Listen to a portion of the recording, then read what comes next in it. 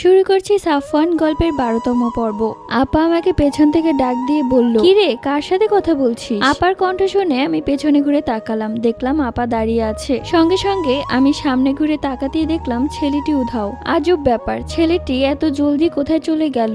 আপা আমার কাছে এসে বলতে লাগলেন, কিরে অনেকক্ষণ যাবত দেখছি একা একা কার সাথে কথা বলছিস? আমি মনে মনে ভাবলাম, একা একা কখন কথা বললাম? ছেলেটা তো আমার সাথেই ছিল। এরপর আমি আর কোনো কথা না বাড়িয়ে ঘরে চলে গেলাম। আমি একা একা বসে আছি, আপাও আসছে না। কি এত কাজ করছে, কতক্ষণ যাবত ঘরে একা বসে আছে। তাই আমি উঠে ওই রুমে গেলাম, দেখলাম আপা আমাকে দেখেই চোখ মুছলেন। আমি দৌড়ে গেলাম আপার কাছে, বললাম, কি হয়েছে আপা, তুমি কান্না করছো কেন? দুলাভাই কি তোমাকে কিছু বলেছে? তখন আপা কাঁদতে কাঁদতে বললেন, সে আমাকে আর কি বলবে, আমাকে সে কিছুই বলে না। কিন্তু আমার জীবনটা যে নষ্ট হয়ে গেছে রে ইরা, এখন আমি চাইলেও আর আমার জীবনটাকে সুন্দর করে গুছাতে পারবো না। আমি আবার কান্না থামিয়ে দিয়ে বলতে লাগলাম, আপা তুমি মানুষটাকে যতটা খারাপ